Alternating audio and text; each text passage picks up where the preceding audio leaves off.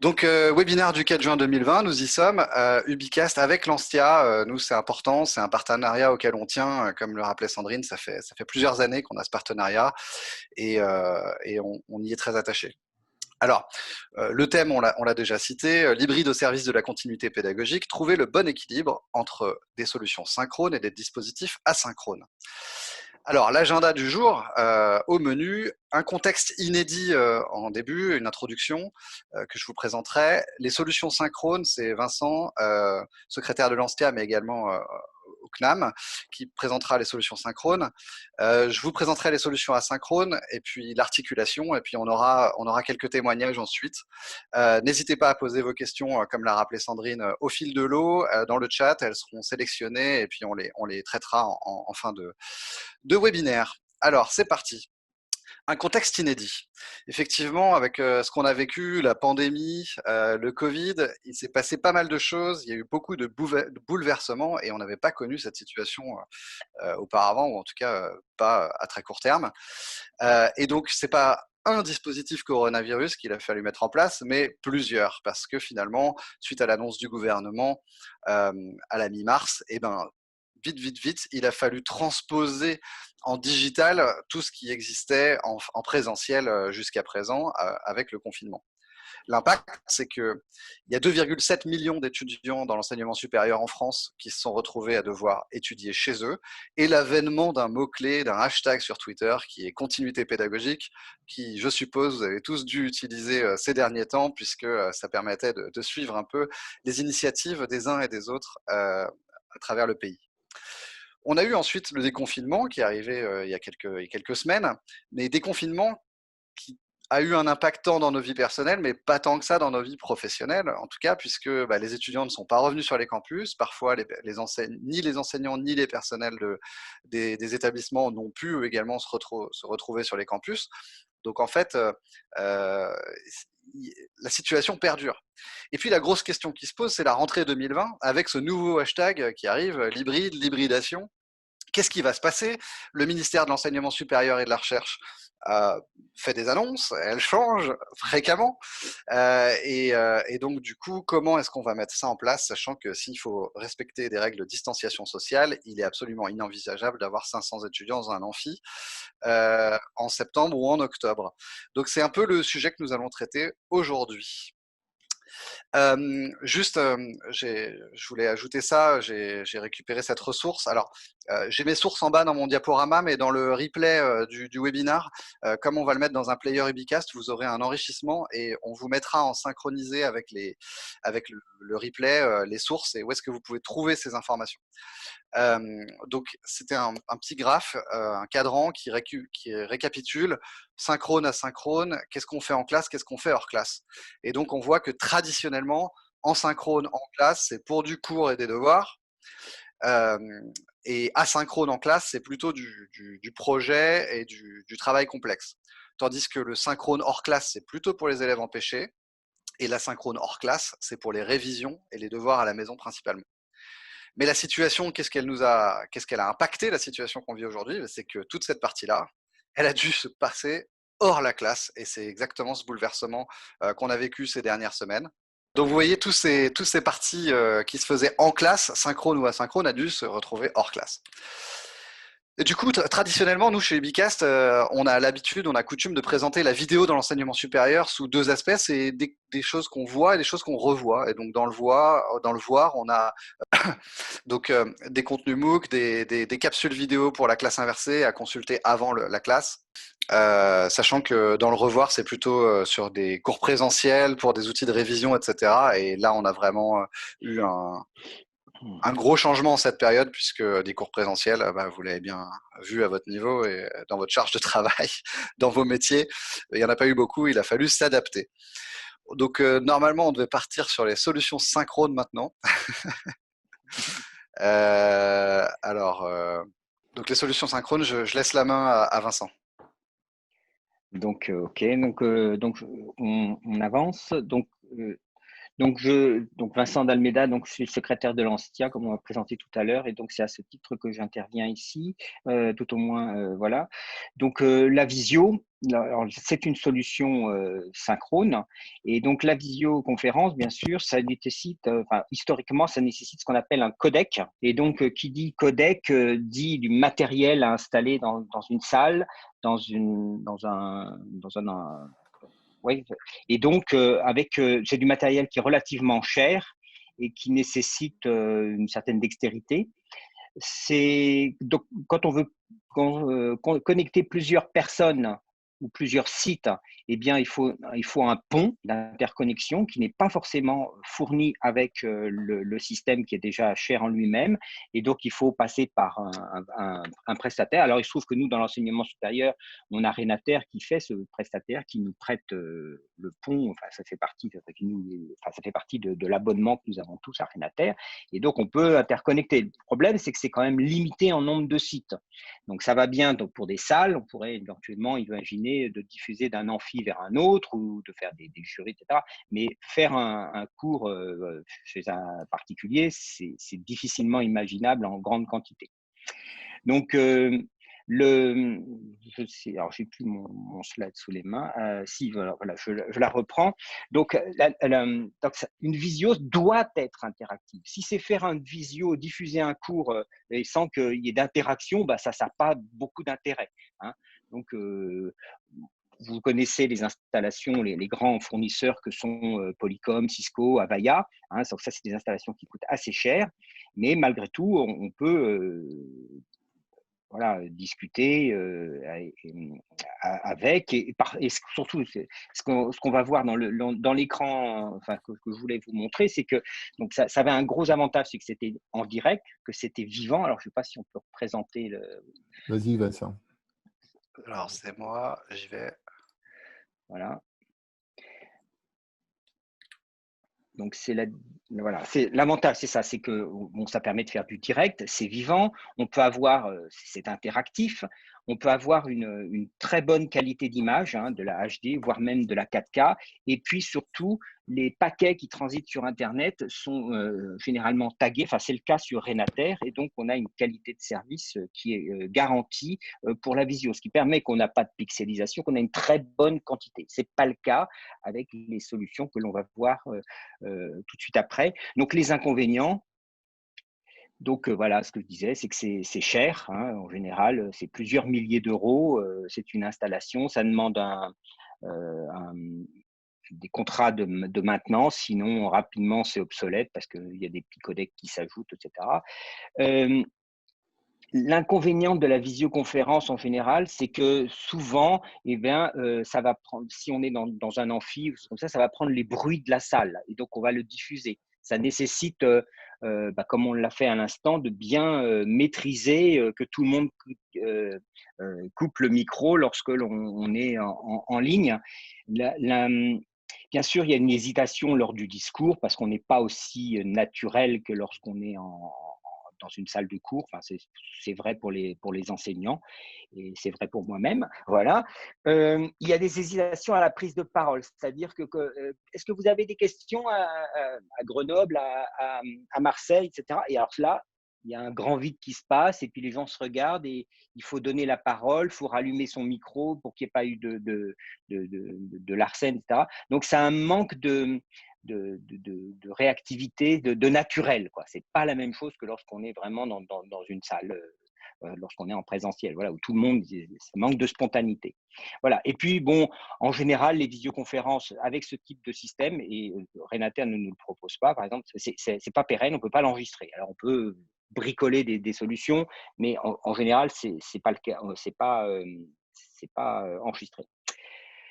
Donc, on va passer à la slide d'après. Donc, on va parler de salles virtuelles, de classes virtuelles qui sont des solutions comme comme celles qu'on utilise aujourd'hui, donc avec beaucoup plus de gens qui participent. Alors, pour que ça soit valable, il est vraiment nécessaire que ça reste interactif. Là, on est, je sais pas, une bonne centaine en ligne. Le dialogue va se faire par chat. Est-ce que c'est nécessaire que tout le monde discute par le chat? Est-ce que tout le monde aura des questions à faire? Quand on est un si grand nombre que ça devient, perd un peu l'intérêt d'être tous en ligne au même moment et le côté synchrone manque un peu d'intérêt. Alors, vous connaissez les solutions, donc celles qu'on utilise aujourd'hui qui s'appellent Zoomus, Adobe Connect ou bien des solutions open source comme Big Blue Button viennent ou Jitsi Meet. Voilà, que Jitsi Meet, c'est une des solutions que propose Renater aussi. Donc, nous, au CNAM, on utilise Adobe Connect et Big Blue Button. Alors, dans l'abonnement qu'on a, par exemple, chez nous, à Adobe Connect, on est limité à 99 plus le prof, on va dire 100 participants. Big Blue Button, ben là, c'est totalement dépendant de l'infrastructure que l'on met derrière. Et donc, en début de confinement, nous utilisions trois serveurs Big Blue Button au CNAM et on faisait aux alentours de 200 classes virtuelles par semaine et on est passé à plus de 2000. Enfin, on a eu une augmentation énorme de notre utilisation et là, bah, on ne s'attendait pas à ça et nos serveurs ont eu des grosses difficultés. Donc, notre DSI a énormément, très rapidement réagi et du coup, on peut arriver maintenant à lancer plein de classes virtuelles en même temps et avec un nombre de participants beaucoup plus important que ça ne l'était à la mi-mars. Voilà. Alors, plus je peux revenir un petit peu en arrière, voilà. Donc oui, c'est l'intérêt des classes virtuelles, c'est qu'aussi, voilà, on peut avec ces outils-là qu'on n'a pas dans les codecs tout à l'heure, qu'on le voyait, c'est qu'on peut rajouter des fonctions de type quiz, de type tableau blanc, de type prise de main à distance, le chat bien sûr, la prise de notes collaborative, lever la main si vous avez une question. Enfin voilà, on sent que c'est utilisé pour que chacun puisse interagir, mais de manière ordonnée. Voilà. Donc, les avantages, donc on a dit, c'est du direct, c'est vivant, c'est interactif. Hein, il faut qu'il y ait des personnes pour que ça soit intéressant. Il faut qu'il y ait une interaction avec le prof. Il faut qu'il y ait des interactions éventuellement. J'ai pas compris, il me manque quelque chose. Voilà. Toutes les solutions dont je vous ai parlé proposent un enregistrement. Donc ça, c'est intéressant pour pouvoir le revoir ultérieurement. Et puis, bon, ce qui est intéressant, c'est qu'il n'y a pas de montage, quoi. Ça va être du brut. Alors, c'est sûr que les petits problèmes qu'on a eu en début de séance avec le partage d'écran, peut-être que Jean-Marie ou son équipe vont nous faire un petit montage en virant ces parties-là. Mais en général, on ne le fait pas. Voilà, parce que c'est trop chronophage. Et puis, c'est un gros avantage aussi, ces solutions, c'est que par rapport à la solution Codex, c'est que en général, eh ben, ça fonctionne sous tous les OS, hein, sous Mac, sous Windows, sous Linux, sous une tablette, smartphone, Android, iPhone, etc. Ça, c'est un gros avantage. Les inconvénients, bon, ben voilà, c'est du direct, donc il y a des aléas. Comme tout à l'heure, on a des problèmes de bruit de fond. On a les hésitations du prof, les hésitations à la prise de parole. Vous allez voir que, bon, là, on a essayé de se caler avant de vous faire rentrer dans la salle. On a essayé de se caler entre nous, mais malgré tout, on va voir que c'est pas toujours aussi naturel que de passer, de prendre le micro ou de passer, de prendre la parole. Voilà. Et puis, bon, alors, c'est là encore, on peut détourner la classe virtuelle en disant, bon, bah, j'ai enregistré ce cours cette année et puis je m'en resservirai l'année prochaine. C'est pas fait pour ça. Voilà, c'est pas censé être pérenne. C'est quelque chose qui est une solution. Voilà, on va dire, c'est un pis-aller, mais c'est pas un cours. On va le refaire l'année prochaine, on le refera, etc. Et l'inconvénient et les avantages, c'est que c'est à la fois, c'est des solutions cloud, donc assez en fonction de notre abonnement, ou c'est des solutions qui sont chez nous, et ben, qu'il faut retailler. Alors, je ne savais pas, je les ai mis dans les inconvénients, mais c'est à la fois un avantage et un inconvénient. C'est-à-dire qu'on peut retailler la configuration pour que ça fonctionne. Et inversement, bon, si on est en cloud, ben, on a beaucoup plus de possibilités et il faut changer l'abonnement et puis ça s'améliore. Voilà ce que je voulais dire sur les solutions synchrones. Merci Vincent. Sur la partie asynchrone, pour le coup, donc l'autre versant, si on essaye de mettre les usages de l'asynchrone sur une matrice, j'ai pris deux axes, un axe interactivité, un axe durée de vie. On voit que l'asynchrone va principalement se concentrer sur ce cadre jaune. La conférence, on va pouvoir la revoir, elle a une vraie valeur dans le temps. Alors, elle n'est pas interactive, puisqu'on va écouter quelqu'un, mais entre aujourd'hui et dans 6 mois, la même conférence va toujours avoir le même intérêt, puisqu'elle marque un discours à un instant T. Les contenus de classe inversée, ils sont plus faible durée de vie, pas très interactif, puisque l'interactivité, justement, on va la déporter dans la session en classe. Le replay d'une session présentielle, on peut l'amener vers l'interactivité avec les solutions, et il a une durée de vie un peu plus importante. J'aurai un exemple intéressant à vous présenter après. Un MOOC, pour moi, c'est à la croisée des chemins. Et puis enfin, le webcast, donc pour moi, c'est une diffusion en direct massive. Donc c'est pas une classe virtuelle, c'est plutôt je fais un live. Alors on pourrait dire que c'est du synchrone, mais en fait, comme on va autoriser, si on autorise quelque chose, juste du chat, je le mets plus ou moins dans les solutions asynchrones, puisque je différencie tout ce qui correspond au webinar, la classe virtuelle, la visio, les solutions comme celles qu'on est en train d'utiliser maintenant, et puis les autres qui sont plus sur des diffusions massives où on va attendre moins d'interactivité. Donc voilà comment on estime les positionner. Avant de rentrer sur autre chose, je voulais vous citer 2 cas de clients Ubicast qui ont été assez intéressants avec le Covid. Le premier, c'est le retour sur une étude qu'a menée l'Université de Neuchâtel, qui est client chez nous depuis 3 ans. Et ils ont fait une vaste enquête sur les dispositifs qu'ils ont mis en place pour la continuité pédagogique. Et chez les étudiants, il y a quand même eu 1376 répondants. Alors pareil, j'ai la source en bas, vous retrouverez l'intégralité de l'étude, mais j'ai fait un focus là-dessus. Ils leur ont demandé est-ce que vous trouvez très utile, moyen utile, pas utile ou inutile les dispositifs cours préenregistrés, cours en live, visioconférence ou chat et forum. Et en fait, chez les étudiants, c'est assez bluffant parce que à 95%, ils trouvent très utile ou plutôt utile les cours préenregistrés, alors que les 3 autres dispositifs sont plutôt dans des zones à 70% d'utilité et puis 30% qui se répartissent entre pas très utile et complètement inutile. Et en fait, ce qui est intéressant, c'est dans les verbatims qu'il y a derrière. On les trouve dans l'étude en texte. Les verbatims, c'est que les étudiants disent que les cours préenregistrés leur ont permis d'avoir de la liberté. C'est-à-dire, je ne suis pas obligé de me donner rendez-vous jeudi à 11h devant mon écran d'ordi pour consulter un cours. Ça, c'est le premier point. Le deuxième point, c'est leur rythme. Ils sont allés à leur rythme. C'est-à-dire qu'un cours d'1 heure, ils peuvent le voir en 3 fois 20 minutes. Alors que quand on le fait en visio, un cours d'1 heure, c'est un cours d'1 heure. On ne va pas la quitter en milieu de visio. Il faut suivre l'intégralité. Et c'est les 2 grands arguments qu'ils ont mis en avant dans les verbatims. Côté enseignant, il y avait quand même 250 répondants. Et alors, les enseignants, pour le coup, c'est cours préenregistrés et visio, ils les ont mis au même niveau. Et en fait, il y a des arguments un peu différents. Pour les visios, c'est la facilité, puisqu'ils expliquent qu'ils ont pu déplacer un cours qui était d'habitude en présentiel, ils l'ont fait en visio. Ils reprennent leur slide et puis ils le donnent. Mais vous voyez qu'il y a quand même un décalage entre l'appréciation des étudiants et des enseignants sur le cours en visio. Parce que justement, l'étudiant qui a regardé une visio de 3 heures, c'est super fatigant.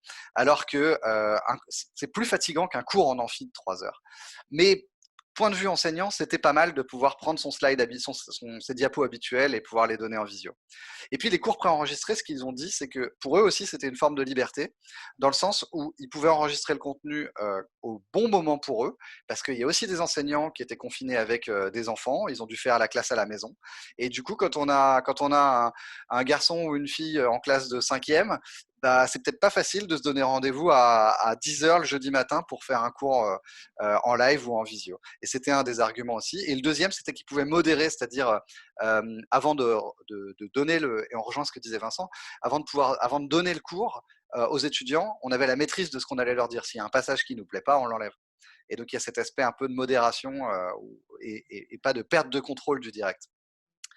Donc voilà, ça c'était pour Neuchâtel. Et puis deuxième exemple que je voulais vous partager, c'est une université aux Pays-Bas qui est cliente chez nous depuis 6 ans et qui a une stratégie assez intéressante, c'est qu'ils ont équipé en solution d'enregistrement l'intégralité des salles de plus de 50 personnes. Plus de 50 places, c'est une cinquantaine d'enregistreurs sur le campus, un campus de 18 000 étudiants. 20 000 étudiants, pardon. Et en gros, je vais vous montrer, ils m'ont autorisé à montrer ça sans la citer, les stats. On a fait un focus sur les stats sur un an glissant entre 2019-2020. Et donc, premier point intéressant, c'est de voir que sur la période de mi-mars à mi-mai, L'année dernière, on avait un trou, un creux de visionnage. Cette année, il explose. Les étudiants ont massivement regardé les contenus, forcément, puisqu'ils n'étaient pas dans les amphis. Et inversement, cette université qui enregistre tout, et ben en fait, dans les contenus ajoutés, elle en a ajouté quasiment aucun pendant la période du Covid. Pourquoi? Parce qu'ils ont vécu sur les enregistrements de l'année passée. Et pour eux, la transition de confinement s'est super bien passée parce qu'ils avaient déjà tout le contenu. Et donc, la continuité pédagogique a été très facile à mettre en œuvre. Et il n'y a pas eu, quand on a échangé avec eux, ils nous ont dit qu'il n'y a pas eu de zone de stress ni pour les personnels administratifs, ni pour les enseignants, parce que tout était déjà là. Il a juste fallu mettre les bonnes ressources au bon endroit dans le LMS, mais c'était pas le plus compliqué. Donc voilà, je voulais vous présenter cette stratégie-là aussi parce que elle a payé ces derniers mois et on le voit clairement dans les stats, c'est intéressant. Côté Ubicast, nous, ce qu'on essaye de faire, notre savoir-faire, c'est d'essayer d'accompagner l'automatisation des processus de, de ce qui se passe dans la salle de classe jusqu'à la mise en ligne dans le LMS. Et en premier lieu, celui avec lequel on s'intègre le mieux, c'est Moodle.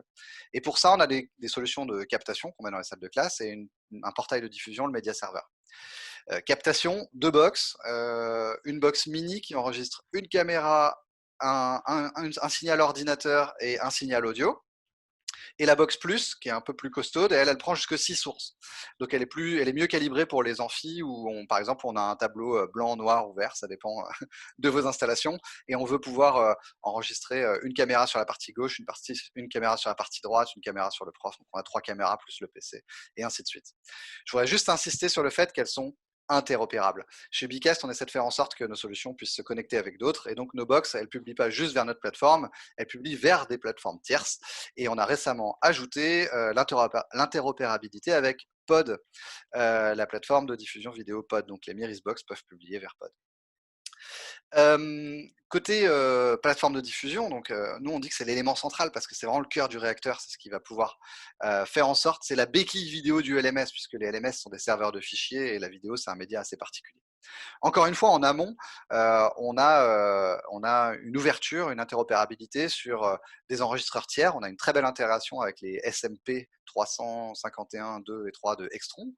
On autorise les gens, enfin, on permet aux gens de remonter des contenus fabriqués avec leur device mobile, smartphone. On a la capacité d'intégrer un patrimoine de vidéos existant, s'ils étaient déjà sur un autre serveur, quelle qu'en soit la marque. Et puis, on a aussi un outil de création de contenu, de screencast dans la plateforme, et on va le détailler juste après. Et ce qui est important, c'est vraiment que cette plateforme, elle soit connectée avec la plateforme e-learning. Donc, c'est très souvent, en France, on est à 95% sur du Moodle. Et nous, on a développé 3 plugins qui apportent des choses différentes dans Moodle pour que finalement l'enseignant n'ait pas une tierce plateforme à maîtriser, mais que il puisse tout faire, ces outils vidéo soient déjà directement disponibles dans Moodle. Le Web Studio, c'est notre petit outil d'auto-captation, on va dire. Donc là, on a un petit exemple. Donc en fait, c'est un outil web, donc ça ne demande aucun téléchargement, donc c'est pratique pour les enseignants qui n'ont pas de droit d'admin sur leur poste. C'est un outil web, il suffit qu'ils se connectent. S'il n'a pas une bonne bande passante, c'est pas grave parce que ça met l'enregistrement en RAM. C'est juste que l'upload sera un peu plus long à la fin de l'enregistrement. S'il est bien paramétré, il y a déjà un logo, il y a déjà une image de fond, donc c'est déjà aux couleurs de l'établissement. Donc l'enseignant, il a juste à choisir s'il veut sa webcam, son écran ou les deux, plus l'audio bien entendu. Donc l'habillage, on va indexer les slides, on va faire de l'extraction de mots-clés sur les diapos par OCR, reconnaissance de caractère, et puis c'est mis en ligne. Et donc j'ai un petit retour d'expérience là-dessus, c'est l'Université de Lausanne, avec qui on discutait depuis 1 an. Et en mars, ils ont appuyé sur le bouton parce qu'il a fallu mettre en œuvre la continuité pédagogique. Et ils ont utilisé exclusivement le Web Studio du Media Server. Et en fait, ils ont eu sur une période de 2 mois 500 000 vidéos vues par les étudiants, qui ont regardé en moyenne 30 minutes, c'est-à-dire qu'à partir du moment où on cliquait sur play, il lisait 30 minutes de vidéo en moyenne, ce qui correspond à 70% de la longueur des vidéos. Donc ça montre qu'il y a eu une vraie appétence des étudiants pour l'outil, et puis surtout que les profs aussi ont pu produire comme ils le souhaitaient. Et puis enfin, pour finir un peu sur nos solutions, la meilleure interactivité hors classe. Souvent, quand on parle de nous, quand nous-mêmes parlons de nous, on met en avant notre lecteur vidéo parce qu'on y tient. Et surtout la partie de droite, cette partie d'annotation, on va trouver des annotations éditoriales pour l'enseignant, où il va pouvoir chapitrer, il va pouvoir ajouter des pièces jointes, temporalisées. Et il va pouvoir aussi ajouter des activités, donc des quiz, des ressources externes, des codes embed, etc. Et des annotations sociales, puisque les étudiants vont pouvoir poser leurs questions, lever la main pour dire je ne comprends pas, en asynchrone, donc pour faire vivre la classe après la classe. Et ça, c'est ultra important. On l'a vu notamment dans des dispositifs de MOOC aussi, ça permettait d'animer la communauté. Et en fait, ce qui est intéressant, c'est que toutes les remarques sont temporalisées, donc on sait à quel moment elles sont liées. Tout ce qui est mis là-dedans est recherchable. Donc, on peut rechercher dans les slides, on peut rechercher dans toutes les annotations. Et puis, on a aussi ajouté la possibilité de sous-titrer de manière illimitée et automatiquement les vidéos. Donc, vous pouvez aussi aller chercher dans les sous-titres, donc dans la piste audio, dans ce qu'a dit l'enseignant. Puis personnalisé, et puis compatible avec le mobile, c'est presque un must aujourd'hui, c'est presque obligatoire. Alors, si on revient sur les usages de la synchrone, on les voit là. Et nous, ce qu'on essaye de faire chez Bicast, c'est de les tirer vers la droite avec les fonctionnalités sociales, donc en les rendant plus interactives, et les tirer vers le haut en les indexant, en les rendant plus pérennes, puisqu'on essaye d'augmenter leur durée de vie avec l'enrichissement qu'on va pouvoir faire au fil de l'eau. Et puis récemment, on a commencé à travailler notre intégration avec les outils de classe virtuelle. Alors là, on a commencé par un plugin avec Zoom, donc ça veut dire que vous allez pouvoir automatiquement téléverser les enregistrements Zoom dans Media Server. Ça va se faire automatiquement. On récupère le login de la personne qui a animé, donc typiquement le prof. Et donc cet email du prof, on va le mettre dans la vidéo. Et donc quand le prof va arriver dans Moodle, il va mettre ajouter une vidéo de Media Server, la solution Bicast, et il va retrouver tout de suite son enregistrement Zoom. C'est fait automatiquement. Et on va continuer avec d'autres. Alors j'ai vu qu'il y a des gens qui préconisaient Teams quand on a eu nos petits soucis au début. On a un petit problème, nous, avec Teams, c'est que l'API est très fermée. En fait, Microsoft demande des royalties pour pouvoir avoir accès à ces docs-là. Et du coup, c'est un peu compliqué pour des boîtes comme nous. Mais bon, voilà. On continuera quand même. Il y a des global, il y a Big Blue Button aussi, on est en train de travailler dessus. Enfin, il y a pas mal de petites choses. Alors, la grande question, quelle articulation entre ces différentes solutions? Je trouvais intéressant de vous montrer que dans la technologie, dans l'enseignement supérieur, en fait, l'hybride, on l'a trouvé au fil du temps. C'est pas nouveau, c'est-à-dire que la question ne se pose pas à la rentrée. En fait, premièrement, il a fallu passer du transparent au slide. Et donc, on est passé sur un affichage numérique. On a changé les rétroprojecteurs par des vidéoprojecteurs. On est passé sur un apprentissage visuel. La deuxième étape qu'on a vue, qu'on a observée, c'est l'équipement en plateforme numérique, donc des Moodle, des Claroline, etc. Et là, on est passé sur un apprentissage numérisé. Le challenge, ça a été l'adoption par l'organisation. Est-ce qu'on charge les plannings des étudiants dedans? Il faut que tout le monde ait un bon compte à utilisateur avec les bons droits. Comment on structure les cours? Est-ce que les profs s'y mettent? Est-ce que les profs sont en mesure de mettre leur cours, au moins leur support de cours dedans? Je sais que ça a été un de vos challenges sur les années précédentes. Je pense qu'il est un peu passé.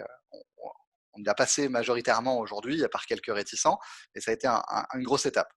Mais une plateforme, si elle n'est pas alimentée en contenu, elle ne vaut pas grand-chose. Et donc, du coup, l'étape supplémentaire qui est arrivée, c'était de pouvoir enregistrer les cours ou mettre des cours en ligne et charger dans ces plateformes-là. On arrive sur de l'apprentissage par les médias. Et là, à ce moment-là, le gros challenge, c'est d'automatiser, d'intégrer ça. C'est pas trop compliqué encore à ce moment-là, puisqu'il suffit de digitaliser quelque chose d'existant pour l'intégrer dans le LMS. Ensuite arrive l'apprentissage actif inversé, la classe inversée. Alors là, il y a un gros challenge, c'est l'adoption par les professeurs. Parce que le rôle qu'ils ont toujours eu, qui est On a été celui... victime d'un truc succès. Parce que l'adoption par les professeurs, puisque eux qui ont toujours été dans du cours un peu magistral, là on leur dit, plus que professeur, tu deviens tuteur, tu deviens animateur, tuteur de cette classe. Et donc, du coup, on leur change leur métier, et ça, c'est très compliqué. Mais dans l'apprentissage actif, inversé, on a typiquement de l'hybride, puisqu'on leur demande on demande aux étudiants de consulter des contenus avant la classe, et du coup, pendant le présentiel, alors qu'ils soient en ligne ou pas, de faire d'autres activités. On est sur de l'hybride. Et puis enfin, ce qu'on nous on pressent chez Ubicast, c'est que il va se passer quelque chose, c'est de l'apprentissage non pas conçu, mais aidé par de l'intelligence artificielle, pour arriver à de l'apprentissage personnalisé.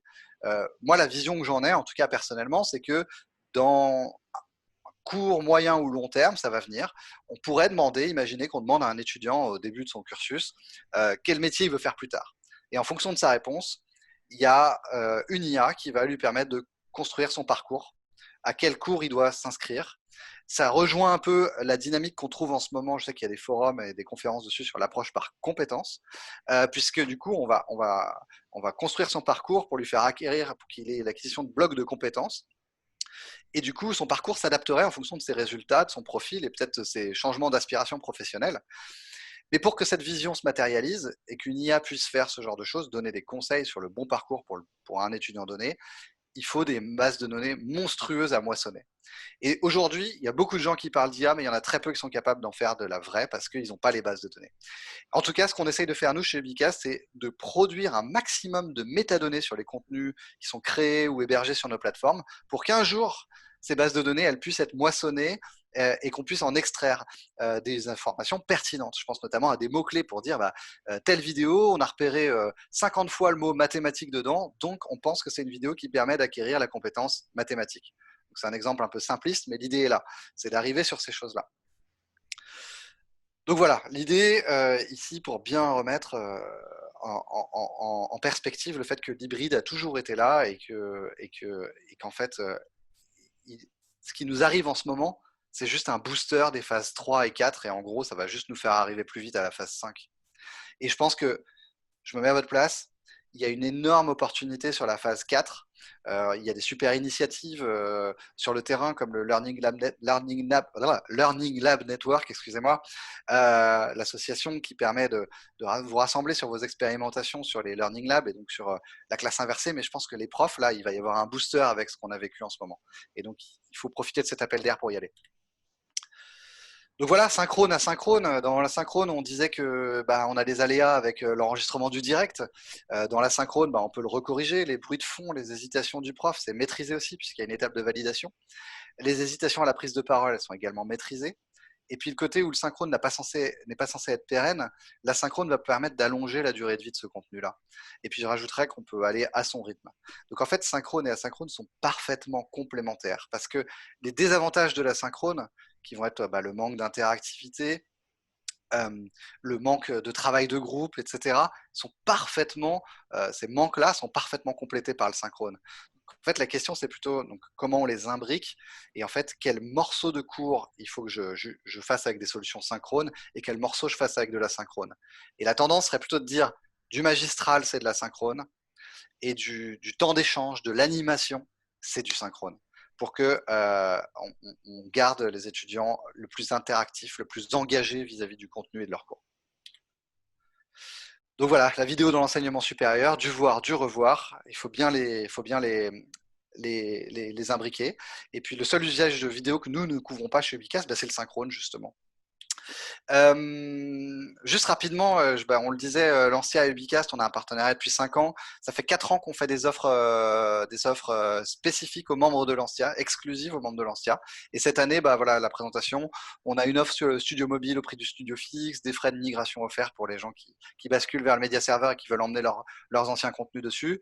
On a une offre sur les box pour les couvrir 5 ans à moindre coût. Et puis moi, celle qui me plaît le plus personnellement, c'est un pack accessibilité parce qu'on l'a sorti cette année avec une offre de transcription automatique illimitée. C'est pas à la minute, c'est pas en nombre d'heures, c'est autant d'heures que vous voulez. Elles vont être transcrites, donc sous-titrées automatiquement, plus notre lecteur en version multipiste audio, donc la possibilité d'avoir plusieurs langues, et notamment de l'audio description pour être compatible avec les normes d'accessibilité AA, puisque ce sera le cas sur cette plateforme-là. Et puis, ils nous font confiance, juste pour finir sur cette partie-là. Vous rappelez que c'est un peu le moment cocorico de ma présentation, je suis désolé, mais j'arrive pas à m'empêcher de le faire. J'ai une grande fierté d'avoir pu participer à la création de cette boîte Ubicast depuis 2007 maintenant. J'ai une équipe de 20 personnes qui est au top, qui a répondu au top pendant la période qu'on vient de vivre. Autant vous dire qu'il n'y a pas eu de chômage partiel chez nous. On a été sur le pont pour nos clients, on a eu des augmentations de demandes de support monstrueuses, mais ils ont super bien encaissé. Tout ça pour dire que on a un savoir-faire français, toute notre R&D elle est faite en France. On est membre BPI France Excellence, notre R&D elle est partiellement financée par BPI. On est membre du EdTech France. Et je sais que parfois vous êtes sollicité par certains de nos concurrents qui sont la plupart américains. Faites confiance aux boîtes françaises, mettez-nous dans la boucle. Évaluez-nous. Si vous évaluez des Américains, évaluez-nous parce que franchement, on a un savoir-faire en France, on n'a pas à rougir. Et la preuve, c'est que nous-mêmes, on fait 45% de notre chiffre d'affaires à l'étranger, donc ça veut dire que ce savoir-faire, il marche aussi à l'international. Donc, faites-nous confiance et au moins évaluez-nous quand vous avez des projets. Voilà, c'était ma petite minute de Gaulois. Désolé pour ça, et je m'en vais pour laisser la main, puisque maintenant, on arrive au moment des témoignages. Est-ce que vous voyez mon écran? Très bien. Très bien. Donc, je vais pouvoir commencer. Donc, nous, on est l'Université de Bourgogne-Franche-Comté, université technique de Belfort-Montbéliard. Donc, on est une toute petite université du TBM, mais on forme essentiellement aussi des étudiants ingénieurs. Donc, on est une grande école ingénieur. Donc, notre questionnement, c'est pour mon intervention, je souhaite vous présenter notre démarche à l'ITBM en 5 points à la recherche de cet équilibre.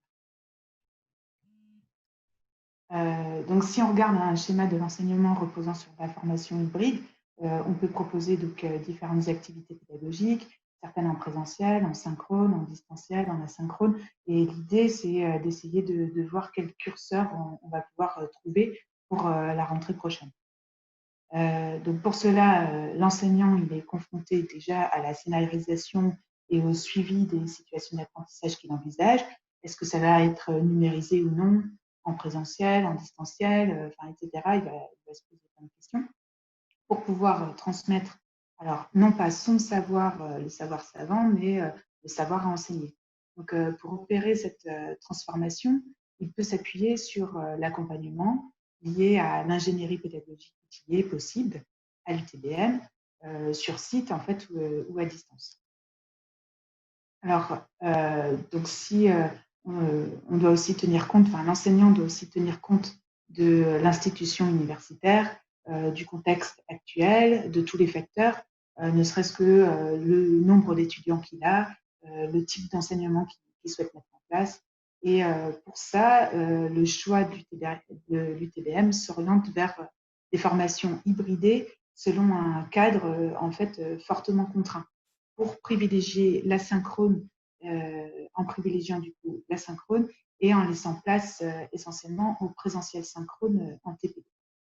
Donc, parce que effectivement, les TP nécessitent des manipulations, des expérimentations sur nos plateformes pédagogiques et techniques adossées à nos laboratoires de recherche. Donc, c'est ainsi extrêmement compliqué à mettre en œuvre si on considère, par exemple, le cas d'un étudiant qui a ATP à 8 heures. Ce sera non plus sur des formats de 2 heures, mais des formats d'1h30. Donc, il commence son TP à 8 heures, il termine à 9h30. Et ensuite, par exemple, il a un cours synchrone en distanciel à 10 heures. Donc, sans forcément pouvoir bénéficier sur site d'une salle prévue qui puisse l'accueillir. Sachant qu'en plus, on est scindé en 3 sites distants de plusieurs kilomètres, donc Belfort, Montbéliard et Sévin. Alors, pour ça, nous allons nous appuyer fortement sur Moodle, qui est considéré comme notre clé de voûte de la continuité pédagogique. Et puis, on continuera donc à utiliser Ubicast pour mettre à disposition des enseignants un outil simple d'utilisation. Les vidéos ainsi déposées bénéficient effectivement de la recherche par mots-clés, du séquençage des diapos, d'un chat de questions et selon une timeline de la possibilité d'ajouter des questionnaires pour solliciter l'attention des étudiants. Notre réflexion aussi aujourd'hui s'ouvre sur la mise en place via Moodle d'un rôle étudiant, soutenance, qui permettrait donc le dépôt des vidéos en bénéficiant du service Ubicast, qui représente quand même un outil d'aide efficace à la réalisation et la présentation de soutenance de stage. En effet, à l'UTBM, on a un fort relationnel avec les entreprises. Ça représente environ 700 étudiants qui partent en stage chaque semestre et qui sont accueillis par les entreprises partenaires. Un enseignant nous a sollicité en fait en ce sens pour éviter du coup lors des présentations des soutenances de stage des visios synchrones trop longues. Ça permet aussi de baisser le stress des étudiants lié à l'utilisation du matériel en synchrone et de se concentrer davantage sur les questions du jury lors d'un rendez-vous synchrone. Donc, ainsi, notre solution dépendra aussi des choix des enseignants, hein, et en termes d'ingénierie pédagogique, il est nécessaire pour nous d'outiller et d'accompagner à la recherche de cette équipe dans toutes les formations, c'est-à-dire sur des formations tout au long du semestre, c'est-à-dire aussi bien pour les étudiants en stage. Voilà, donc j'ai terminé. Je vais arrêter mon partage d'écran. Je ne sais pas si vous avez des questions. Merci. Deuxième témoignage, peut-être, Jean-Marie? Vincent va partager son écran pour le retour d'expérience du CNAM. Très bien. Et puis en plus, il a des témoins. J'ai vu quelques membres du CNAM dans l'audience. Voilà, c'est ça, j'ai fait venir ma team. Donc, je reprends la parole. Donc là, à titre du CNAM, je vais vous parler en fait de nos systèmes de captation et puis là où on en est. Donc tout à l'heure, donc il faut que je prenne. Voilà, ça y est. Donc moi, je dirige un service qui s'appelle l'accompagnement usage pédagogique et numérique, et qui est constitué aujourd'hui de 5 ingénieurs pédagogiques, et on est inclus dans la direction nationale des usages du numérique, d'où le DN1 pour UN. Voilà. Donc historiquement, moi j'ai participé depuis 2002 à l'installation de ce qu'on appelle les studios de cours, en fait, qui sont des systèmes de captation de cours. La première salle chez nous a été installée en 2002. Hein, donc, l'idée de base, c'était de mettre l'enseignant dans une situation le plus proche possible d'un cours classique, sans une équipe de télévision, d'une réalisation, mais une simple assistance, une petite formation malgré tout. Donc, à l'origine, on utilisait les technos Reel Producer, Reel Player. Et l'idée, c'était d'enregistrer un cours avec un tableau blanc interactif, une caméra, un micro, et puis bien sûr l'enregistrement d'un écran projeté. Et donc là, on pouvait y mettre un peu ce que l'on voulait. Donc en 2012, on a changé de techno parce qu'on voulait absolument avoir des vidéos podcastables, hein, et donc avoir une techno en MP4. Et donc à ce jour, nous avons 10 salles qui sont équipées de captation automatique et 5 amphis. Donc les amphis peuvent faire du live, mais pas toutes nos salles, parce qu'on a une techno actuellement qui est concurrente, mais on est en train justement de migrer sur Ubicast. Et donc, pour l'instant, donc j'en reparle un peu après. Donc, on a 4 techniciens qui sont présents par roulement de 8h à 18h30 et parfois au besoin le samedi pour faire fonctionner tous ces systèmes de captation de cours. On enregistre environ 300, enfin, on fait en gros 300 enregistrements par mois en simple définition, hein, c'est pas de la HD, on a fait ce choix-là. Et pour autant, voilà, depuis 2012, on a quand même rempli 10 téras de vidéos, et ce qui fait pas mal, qu'il va falloir bientôt migrer. On avait testé des systèmes des serveurs comme Audio Vidéo Cast, qui avait été développé par Strasbourg.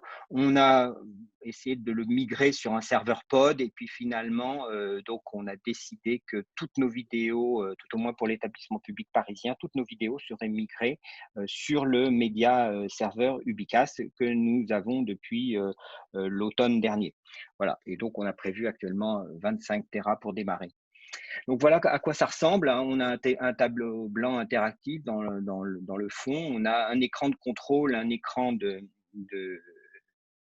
qui présente ce qu'on présente en même temps dans son dos sur le tableau blanc interactif.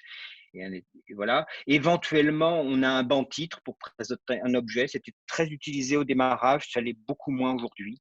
Dans les années 2000, là, vraiment le côté présenter un objet. Comme vous savez, bon, le CNAM, historiquement, c'est à base c'était l'origine, c'est le musée des États, mais donc on étudiait les objets. Bon, on avait prévu cette chose-là. Aujourd'hui, c'est presque plus utilisé. On est ramené sur des cours assez classiques.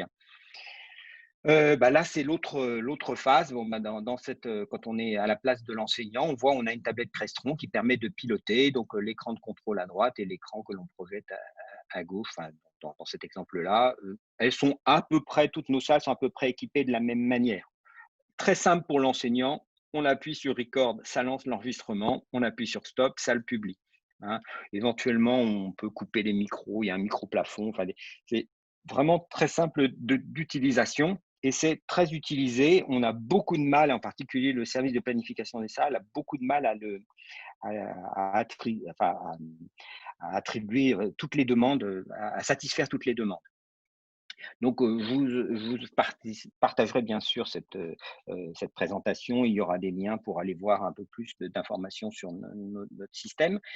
Donc, le CNAM a fait le choix donc l'année dernière de passer sur un média serveur Ubicast. Donc, la transition est longue, hein, bien sûr, et elle a été largement accélérée avec le confinement, hein. Il n'était pas prévu, par exemple, que l'on mette en route comment on appelle ça, la captation, Jean-Marie, aidez-moi, le logiciel intégré pour Le faire Web cet Studio? enregistrement. Voilà, le Ouais, Web Studio, ouais, merci. t'as raison. Donc, on n'avait pas prévu de le mettre en route tout de suite parce que, par exemple, on n'est toujours pas totalement interconnecté avec notre annuaire par Chibolette. Et donc, il n'y a qu'une annuaire. Donc, on a tout concentré à travers Moodle et là, il n'y a pas de souci. Mais bon, on a des petits soucis encore sur la partie relation avec l'annuaire.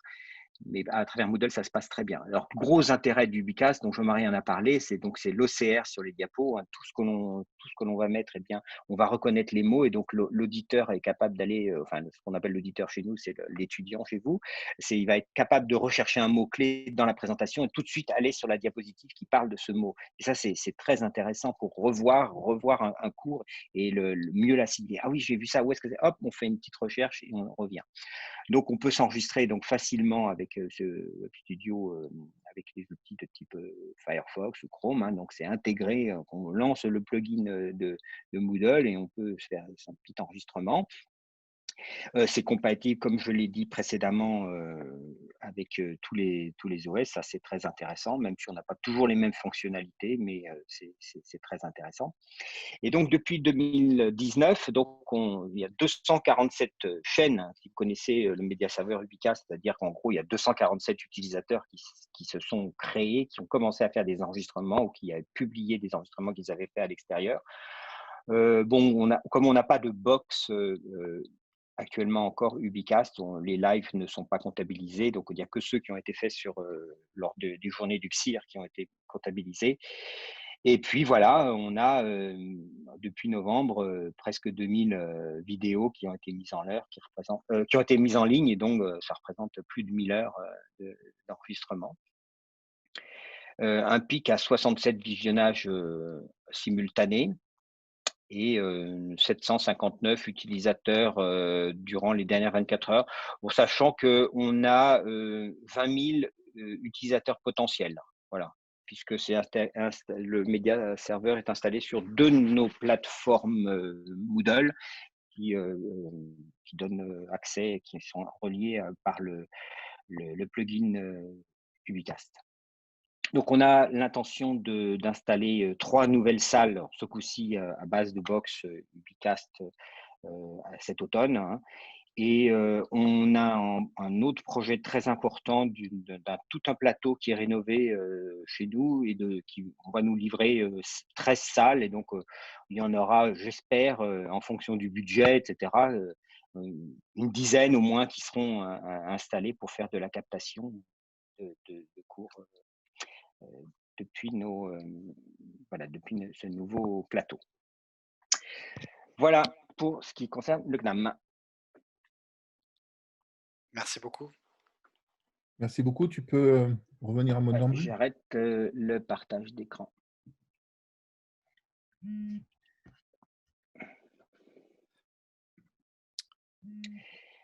Alors, Côté questions. ouais, Sophie, tu devais faire la modération. Est-ce que tu as repéré des choses très intéressantes auxquelles on pourrait répondre? J'ai déjà transmis les questions principales à Jean-Marie. Oui. D'accord. Alors, j'en ai eu une, et puis moi j'ai eu ma modératrice privée aussi, Camille, qui est connectée à la visio. Est-ce qu'on peut faire un webinar avec Ubicast? Quelles sont les limites? Alors en fait, nos solutions, elles permettent de faire du live streaming. Donc ça veut dire que la limite, c'est que les gens vont pas pouvoir interagir en audio-vidéo, mais ils vont pouvoir interagir par chat. C'est pour ça que dans ma matrice des usages, je différenciais webcast de webinar, parce que le webinar, au sens le plus pur du terme, c'est une webcam, je partage mon écran et puis je peux éventuellement donner la main à quelqu'un. Alors que nous, en fait, c'est du live streaming, c'est du webcast, donc l'interactivité est un peu plus limitée. En revanche, on peut monter jusqu'à 1000 personnes sans problème. Donc voilà pour répondre à cette question. Donc on a Jean-Marc qui nous demande si l'interactivité hors classe peut être mise à jour d'un semestre à l'autre, c'est-à-dire la barre latérale, les commentaires et les annotations. Et en fait, oui, on peut rafraîchir les annotations, donc ce qui veut dire qu'on pourrait pérenniser un contenu et d'un semestre à l'autre, juste effacer les annotations qui sont reliées à ce contenu-là. Oui, c'est complètement faisable. Quelle est la valeur ajoutée de la… On a Nathalie qui nous demande quelle est la valeur ajoutée de la timeline interactive, donc cette barre latérale à droite de la vidéo, par rapport à un forum de discussion. Alors c'est une bonne question. Pour moi, c'est le fait que la timeline interactive, elle soit temporalisée. Ça veut dire que chaque annotation qui est apportée dans la timeline, on sait à quel moment de la vidéo il se rejoint. C'est comme si c'est la différence entre un forum sous une vidéo YouTube et ce que nous on a à droite. Sous YouTube, en fait, c'est le commentaire le plus récent qui va se mettre en haut, mais il peut être lié aux 10 premières minutes de la vidéo, comme aux 10 dernières, comme à un moment aléatoire au milieu. Et ils sont en fait tous en vrac. Alors que dans notre barre latérale, en fait, plus vous avancez dans la vidéo, plus vous avez à droite les morceaux qui sont en lien avec ce qu'on est en train d'écouter. C'est ça la valeur, en fait. Je pense que c'est le fait que ce soit contextualisé, voilà, c'est le bon terme. On m'a demandé si on avait aussi un lien avec WebEx, comme on vient de le développer avec Zoom, et pas à ma connaissance. Je connais pas assez bien WebEx. Si on peut, de toute façon, il y a un truc qui est assez simple. C'est que si on peut enregistrer un WebEx, et que ça en fabrique par exemple un MP4, il y a toujours moyen de faire en sorte qu'il soit exporté au même endroit sur un serveur. Et nous, on a un petit module qui s'appelle Media Import qui vient sonder un serveur et dès qu'il y a un nouveau fichier, hop, il le prend et il l'intègre dans Media Server.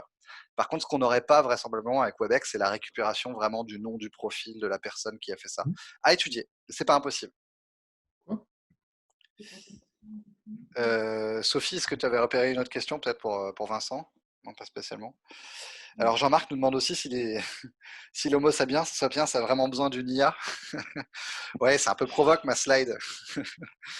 Mais bon, c'est vrai que c'est un terme qu'on entend beaucoup en ce moment. Et comme je vous le disais, il y a eu pas mal de conférences sur les approches par bloc de compétences. Ça va venir, c'est sûr. Et en fait, je crois que des solutions vont arriver sur de la préconisation des parcours par des algos, quoi. On perdra jamais le côté humain. Hein. Ne vous trompez pas sur mon discours ou mes intentions. Hein. C'est surtout de dire ça pourrait être aidé, conseillé en fait, par rapport à un projet professionnel, je pense. Est-ce que j'en ai zappé une? Moi, je voudrais répondre à Jean-Marc qui demande quel impact sur les équipes d'assistance de l'augmentation du nombre de salles. Ben, c'est une vraie question. Voilà.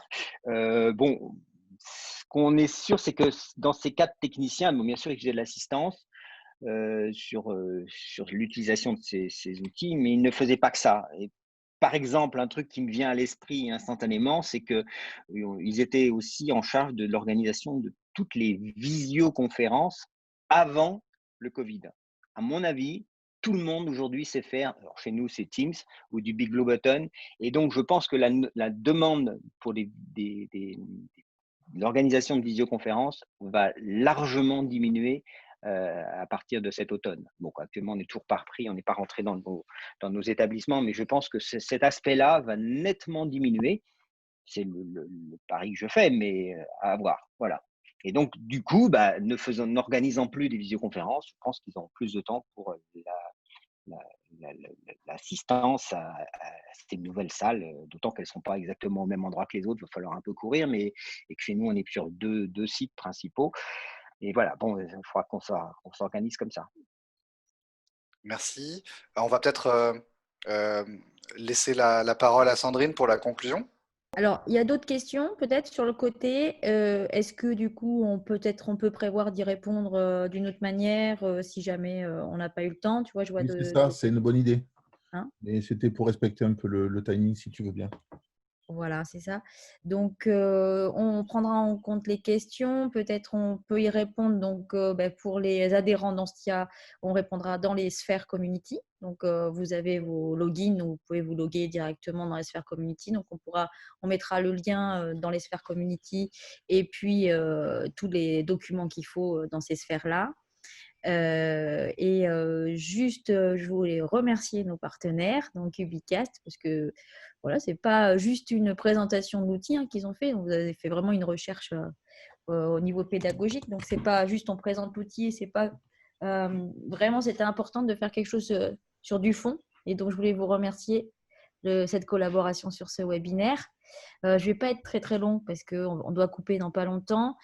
Juste pour vous annoncer qu'il y aura un prochain webinaire, donc vous pouvez aller voir après sur Twitter, vous aurez tous les contenus, mais je vous annonce quand même qu'il y a un prochain webinaire, donc le 9 juin à 11h. La thématique, c'est on fait comment avec 20% in, 80% out. Et puis, je vous laisse découvrir le sujet avec Thierry Spriette, qui est VP-NUM à l'Université d'Avignon. Il y aura d'autres webinaires donc, avec un autre partenaire, donc WooClap notamment, avec qui donc le 16 juin. Non, le 16 juin, c'est avec Sophie Le 16 Kennel. juin, c'est ça. Ah, voilà, c'est ça. Oui, non, c'est WooClap, mais tout à fait. Donc, je vous laisse voir tout ça sur le site d'Anstia. Je vous remercie beaucoup pour votre participation et n'hésitez pas d'aller justement dans les sphères community. Et merci beaucoup à nos partenaires et puis aussi à Vincent et à Camille pour leur témoignage. Et puis, je vous retrouve au prochain… Félicie, pardon. Félicie. Camille Okay. est Il y avait marqué présente, Camille mais… dessous. Voilà. Et bien Camille aussi d'ailleurs. Voilà, donc merci beaucoup. À très bientôt en tout cas. Merci beaucoup tout le monde. Merci à Merci tout le monde. Sandrine pour Au revoir. l'accueil et la proposition.